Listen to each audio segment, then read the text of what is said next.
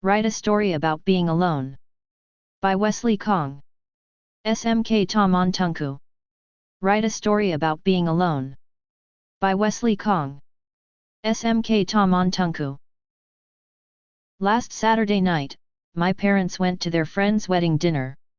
I wished I could follow them as I hate to be home alone. Unfortunately, only my parents were invited, so I could not go. Before leaving the house, my parents comforted me and told me that they would come back as early as possible. After my parents had left the house, I decided to watch a film. I switched on the computer and inserted a DVD. Just when I was about to start watching, I heard the horrible sound of the howling wind. Out of curiosity, I took a glance through the window and saw the trees outside bending over from the strong wind. Thankfully, it was only the wind. I put on my earphones and began to watch the film. After several minutes, it started to rain cats and dogs. The raindrops beat hard on the roof and the noise was deafening. I looked through the window again. Suddenly, there was a flash of lightning followed by a loud clap of thunder.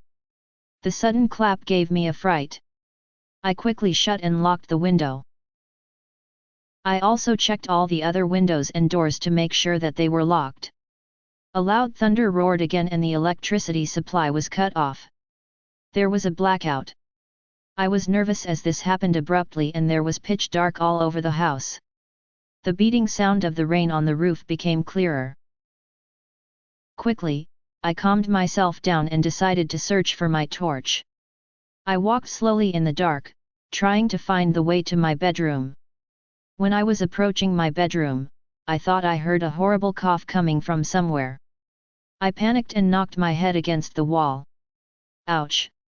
My head! I cried in pain. After groping around in the dark for a while, I managed to find my torch in my bedroom. I switched on the torch quickly and went to the kitchen to get a few candles and a lighter. I lit 3 candles and placed them in the living room. Then I sat on the sofa, waiting for the electricity supply to resume. I usually liked it when it rained, especially during the night because the weather would be cool and I could sleep soundly. But not tonight, there was a blackout and I was home alone. I blamed my parents for leaving me at home all by myself. I fell asleep on the sofa. A sudden knock on the door woke me up. I looked through the window to see who it was. The electrical power had not resumed yet and I could hardly see clearly. All of a sudden, I saw a face staring back at me at the window. Assuming that it was a stranger with some evil intentions, I screamed and took to my heels. As I was running away, I heard my mother calling my name and asking me to open the door. Upon hearing my mother's voice, I was relieved. After unlocking the door, I was delighted to see my parents in the doorway. "Mom, Dad! I'm so glad to see you!" I exclaimed, hugging them tightly. It was actually my father who was peering through the window to see why I lit candles. After learning what had happened, my parents consoled me and sent me to my bedroom. It was already 12 midnight then. The power came back on at the crack of dawn. After the incident, I was reluctant to be home alone again, especially at night. It was indeed a frightening and unforgettable experience. I certainly hope that such incidents will not recur.